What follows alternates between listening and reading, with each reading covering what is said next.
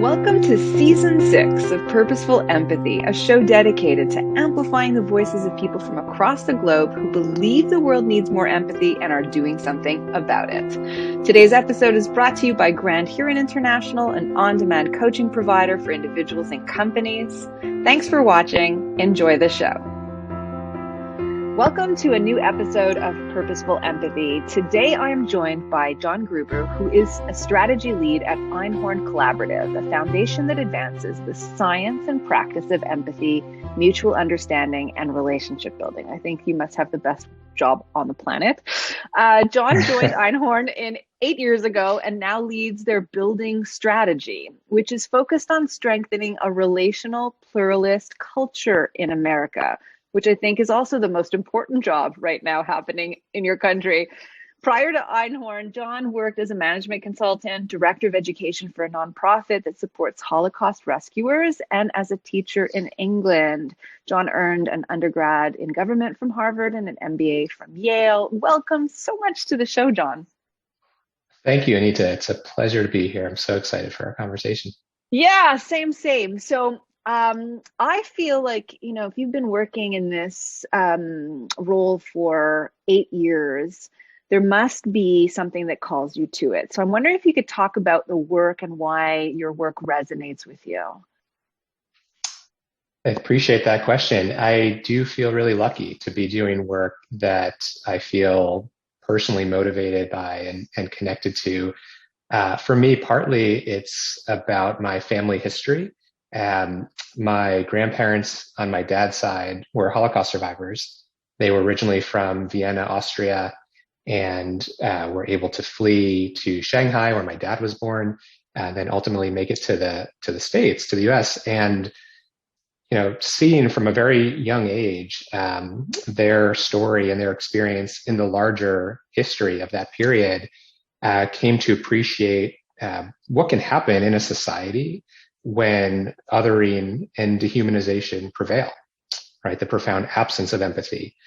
And at the same time, knowing that they were able to remake their lives as refugees in the United States, and hearing stories of the sense of welcome and inclusion and acts of empathy that they experienced from community members who embraced them was part of that story too.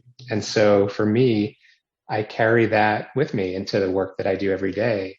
I'll add that becoming a parent a few years ago, during the time that after I joined Einhorn, has also put this work in a really personal space for me, and thinking about the kind of world I hope my children will inhabit and grow into and contribute to, sometimes leaves me with a sense of real anxiety when I think about the state of the world today, but also a sense of hopefulness as I reflect on the various partners and organizations I get to work with. And so trying to do my small part to have that more hopeful story win out. Wow, yeah, I really feel you on. I have a daughter that's the same age, about the same age as your kids, as we were talking about in the pre-record. And I really feel you that the work of empathy really matters more than ever now that you see like the next generation coming up the pike. But I was really touched also by what you were saying about your family history. And, we're 7 days into the invasion of Ukraine. And one of the photos that I saw today on my Facebook feed was a group of Ukrainians offering tea to a soldier, a Russian soldier who decided to leave his post and let him connect via their phone to his mom back home in Russia. And so like when you talk about acts of empathy in the most unusual places, I mean, they go a long way, really. As I can imagine what your family must have felt like to come to a new country, know nobody, and what those acts of empathy mean. Absolutely. Yeah. And sadly, right, the empathy deficit, as you write about and talk about, is profoundly on display in so many places around the world today. And yet there is great work happening across a whole range of fields and on many fronts to try to spread the skills, the values, the habits of empathy as well. And that's part of what we try to do through our work at Einhorn Collaborative. And what I like really about what you guys are up to, and you specifically, is the strategy piece, right? So the mission of Einhorn Collaborative is focused on empathy, human connection, and bridging. So maybe Mhm. could you share the backstory of the foundation to start with before we talk a little bit about the strategy? Sure. Well, the foundation's been around now for over 15 years. And when my colleague Jen, our executive director, first joined, she was tasked with this opportunity to take this high level mission statement at the time, which was helping people get along better, and turn that into a strategy for philanthropic giving, investment, and action in the world. And, in the first incarnation of Einhorn Collaborative, the work was rooted in this positive, research-backed vision for what it looks like to spread empathy, curiosity, cooperation skills, pro-social and relational skills, essentially, which we know are relevant in a whole range of settings and over the course of our lives. And a few years ago, after the first decade of grant making and learning, we zoomed out to reflect on what we had accomplished, what we had learned, successes, missteps, and so on. And as part of that, tried to chart a new course forward for our next act. And one of the observations we came to was that in looking at the current context, our work is really rooted in a problem statement that we talk about as the crisis of connection. And by that, we mean this overlapping set of trends and forces that we all read about and experience in various ways in our day-to-day lives, whether that is loneliness and social isolation, hyper-individualism, and many forms of distrust, this growing toxic form of polarization and other forms of us versus them division. And that has created this crisis of connection whereby we are not living into our innate capacity and yearning for empathy and connection and relationships. And I love that you in your work call out the fact that we are hardwired to be in relationship, to build authentic bonds, to act in empathetic ways towards others. And yet we live in a culture that reinforces the opposite kinds of behaviors and values and mindsets. And so part of our strategy is to try to upend and counter that dominant narrative that is so pervasive. Now, our strategy also has three different components. We call them bonding, bridging, and building, these three focus areas. And, when it comes to defining a strategy for any foundation with a mission this big and broad, there's almost limitless ways that you could enact that. And so as the team came to making choices about where to focus and how, we landed on this interconnected and mutually reinforcing set of focus areas. And so the bonding work is our work in early childhood. So recognizing the crucial importance of early relationships in a young person's life from the very earliest hours, days, months, years.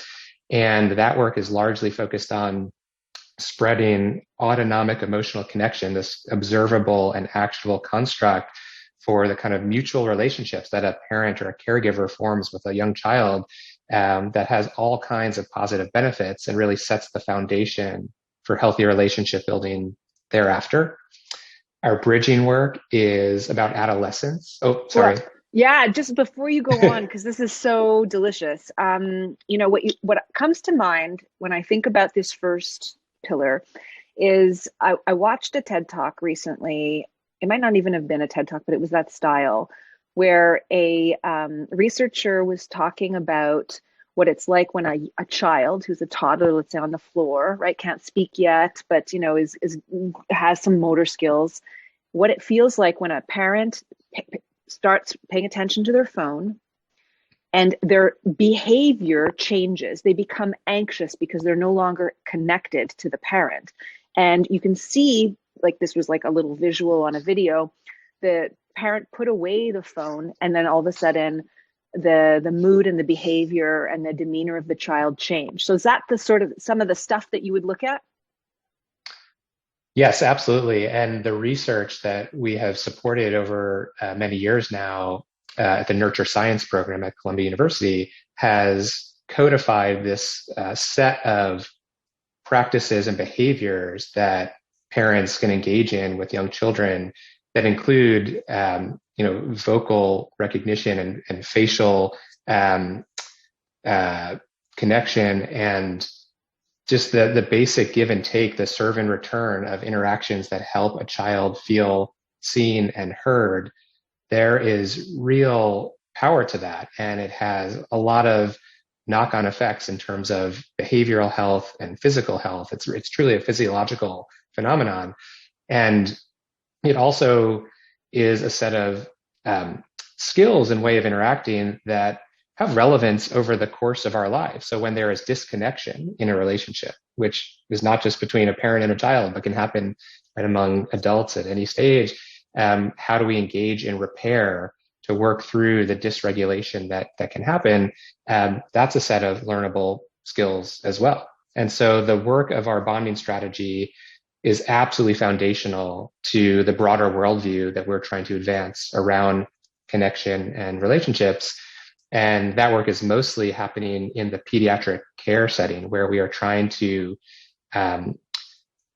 enact this shift towards seeing early relational health as really the foundation of what pediatric care looks at and focuses on, and emotional connection being this core construct that we are trying to spread.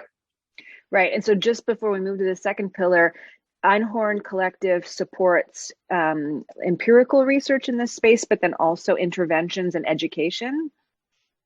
That's right. A lot of basic research that has then informed the development of interventions that are now being deployed in the pediatric care setting. And the goal is to make autonomic emotional connection really standard care in the way that pediatrics plays out across the country.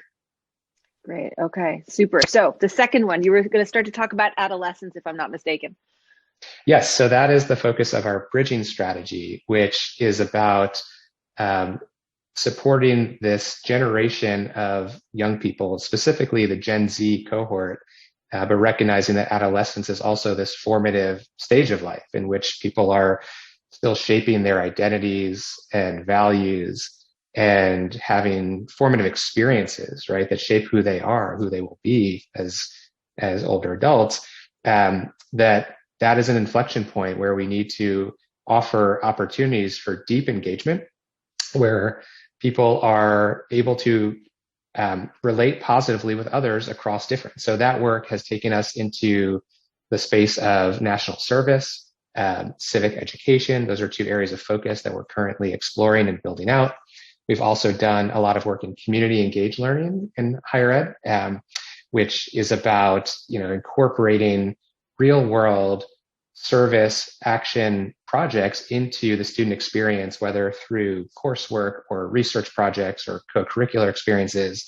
And there's a lot of great research there as well that has shown the power of these kinds of community grounded learning experiences to not just open people up to different kinds of ways of knowing and learning, but also working collaboratively with classmates and peers and community members in the service of the greater good. And those kinds of experiences can be truly transformational for young people and shape how they show up in their careers and in their lives, beyond campus. Oh, totally. I couldn't agree more. I mean, I teach undergrads, and I totally believe in experiential pedagogy. And I really think that that's a very good strategy to pursue. So then what about your third?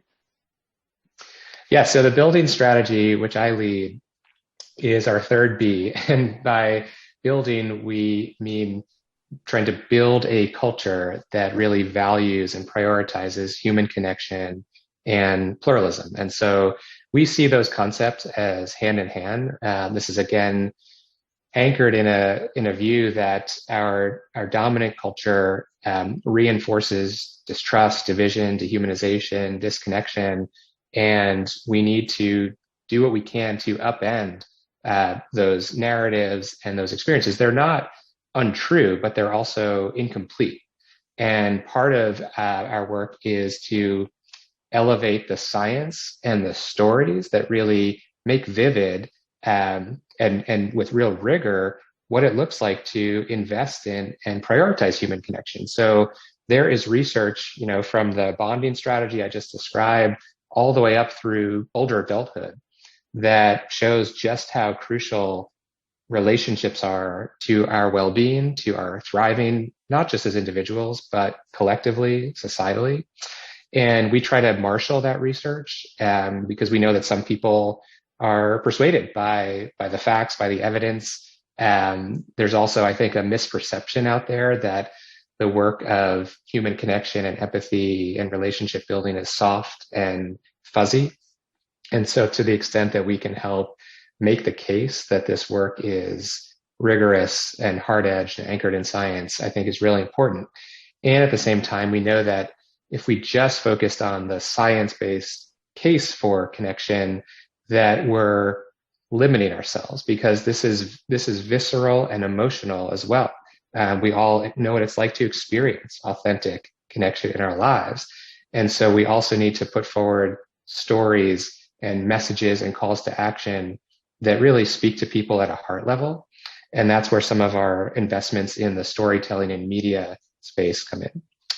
A big component, though, of my work now has been focused on helping to design and launch this new funder collaborative called New Pluralists, which is really focused on the pluralism piece of the equation. So there is, from our experience, this burgeoning, growing field of organizations, researchers, storytellers who are contributing in a range of ways to spreading pluralist norms. So helping people engage positively across difference. And that work, as you described earlier, is sorely needed, right, at a moment of such profound division and othering.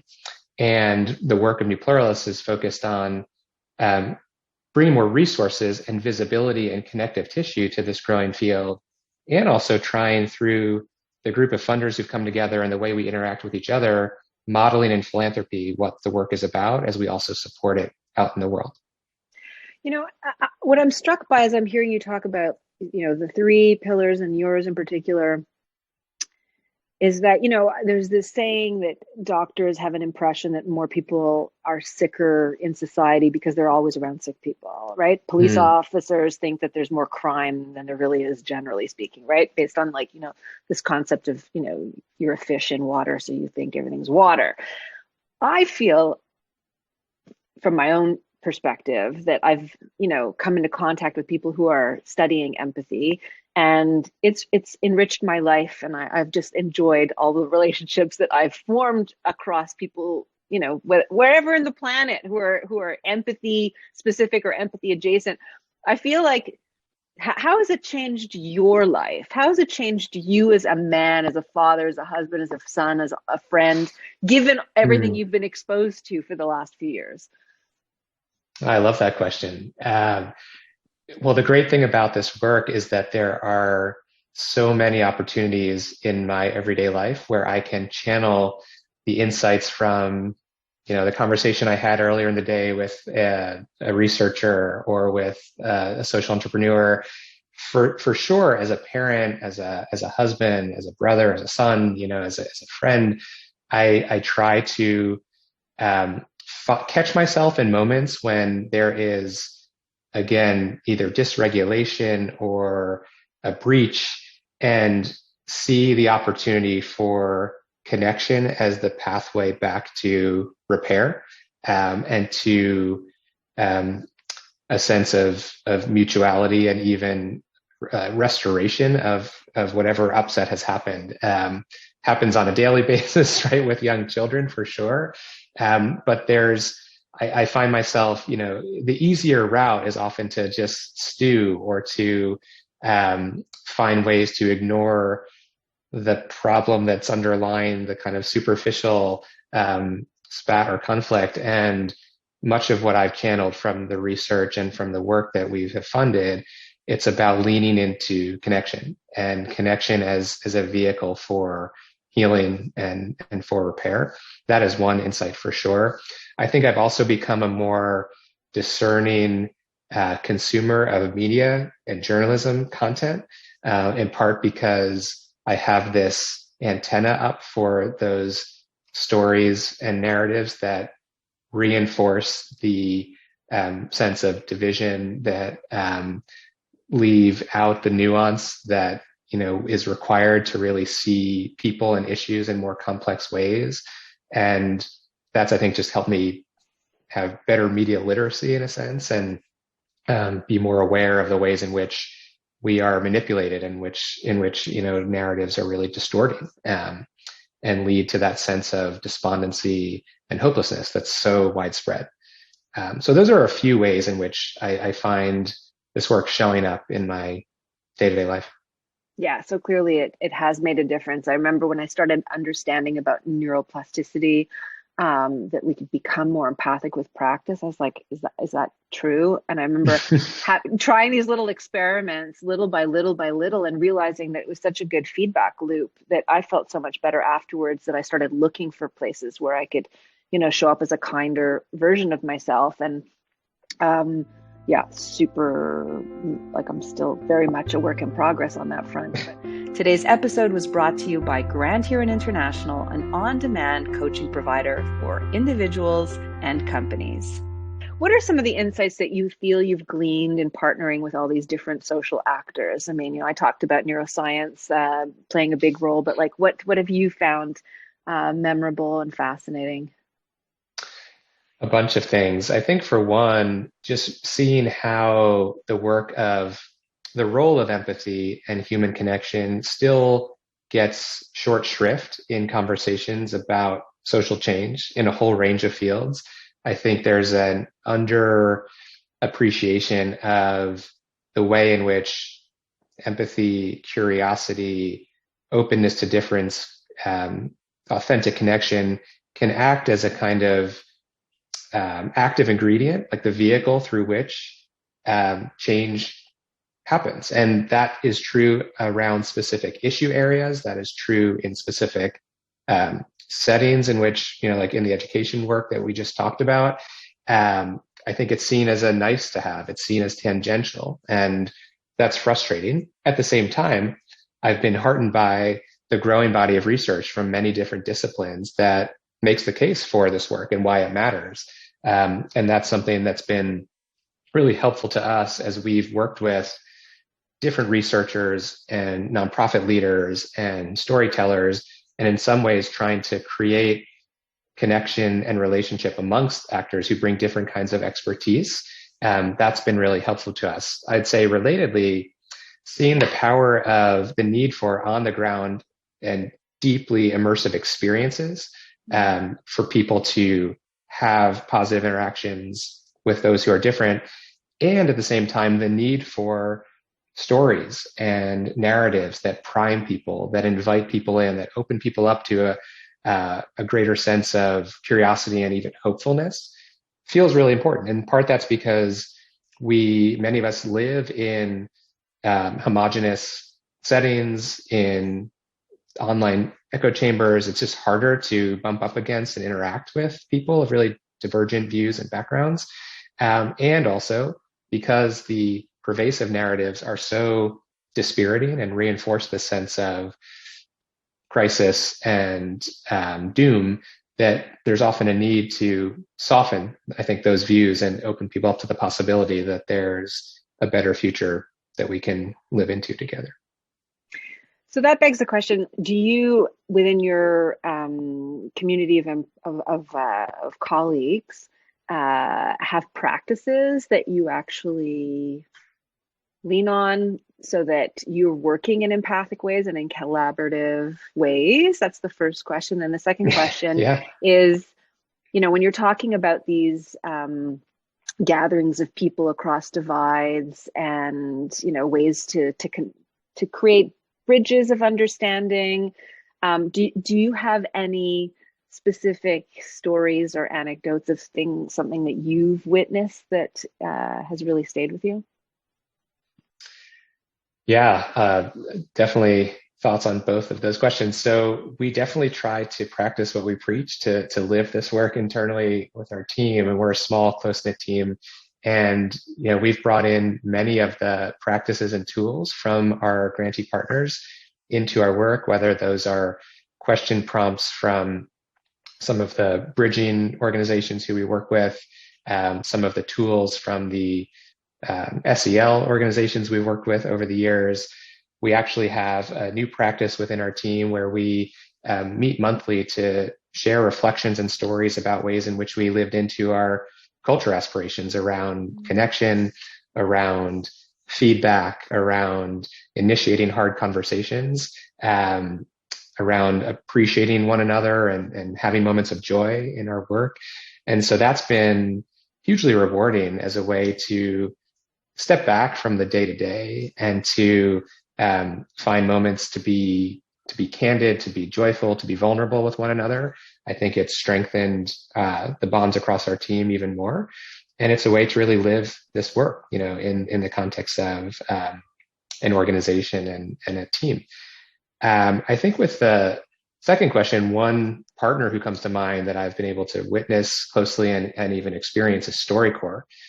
So StoryCorps' work to enable any two people to record a conversation.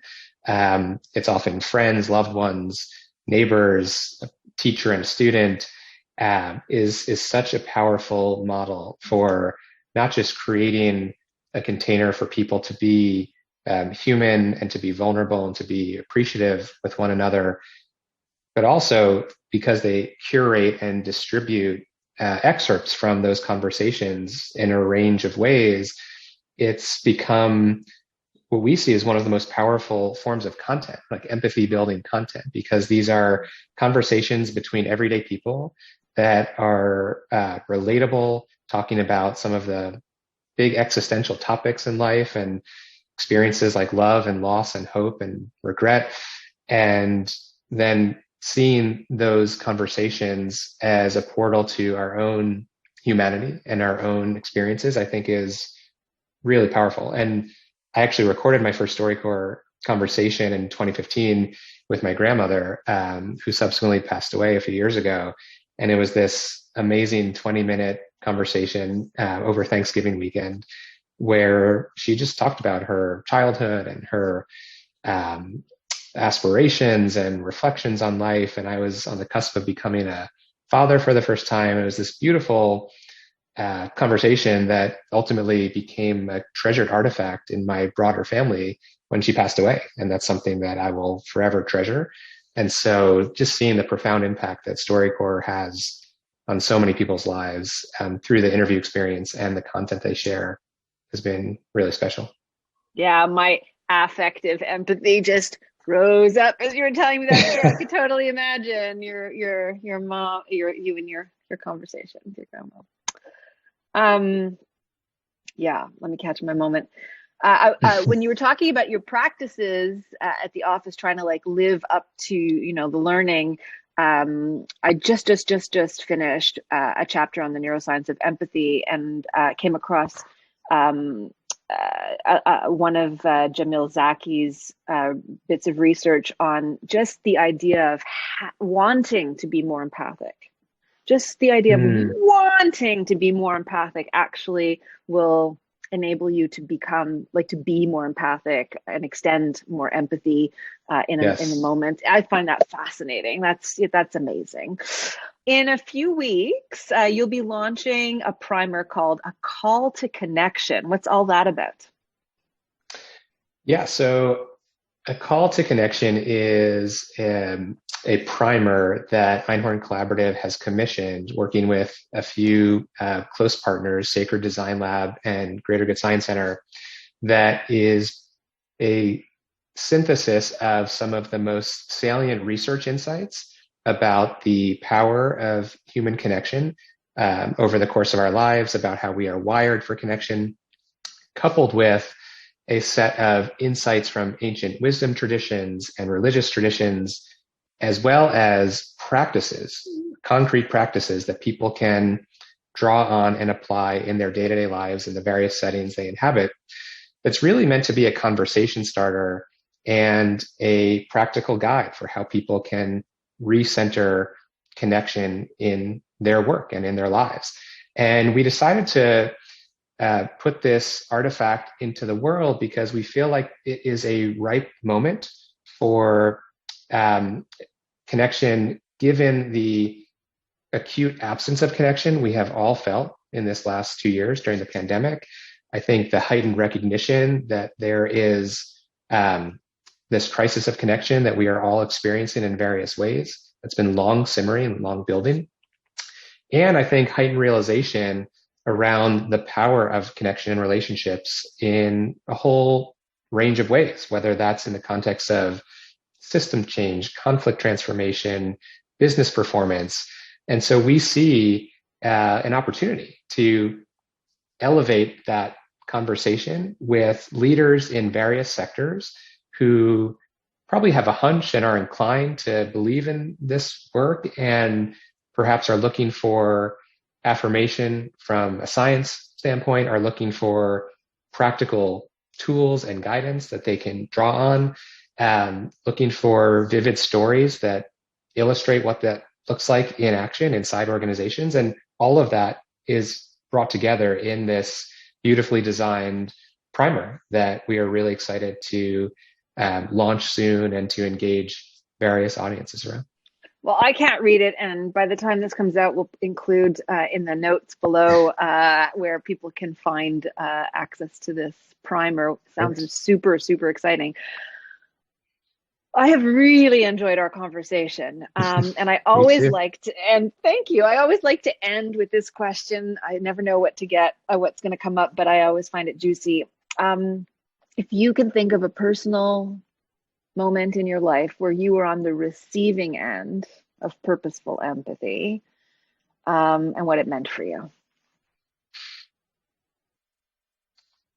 The first year after college, I lived in England and taught at a school in the English countryside. And it was an amazing opportunity and also a really daunting experience. I had never lived or studied abroad, and I was intended to be a kind of ambassador of sorts as this American kid who's spending time at a school in the UK.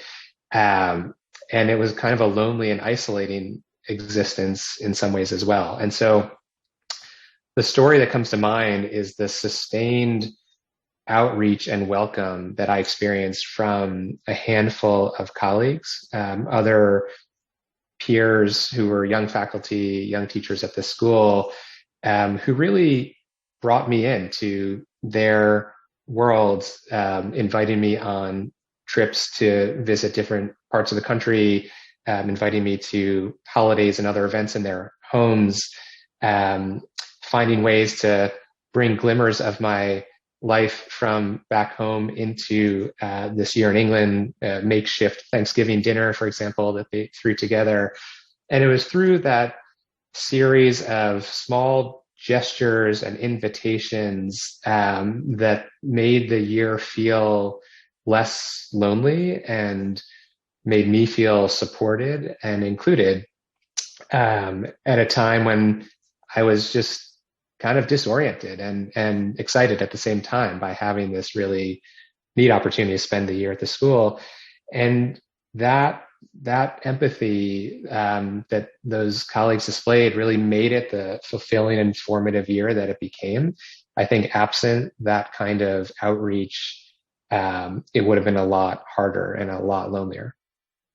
Well, I'm taken by this story because it kind of comes full circle to what we were talking about at the very top end, where you were mentioning your family arriving in the US and these acts of kindness and these acts of empathy really making a difference. And I think, as a final thought from me is all of our conversation is kind of, I think, centered on that there is real science and real research that we can become more empathic, we can connect to each other better. There's a real case for it on a physiological, emotional, psychic, political level. And there are ways in which all of us can do these things on our day-to-day basis and not only become more empathic as a person, but then aggregately the entire society can become more empathic. So I just am so thrilled for this conversation. Thank you for doing the work that you do and the Einhorn Collaborative for doing its amazing work. And it's been a pleasure to talk to you, Jon. Thank you.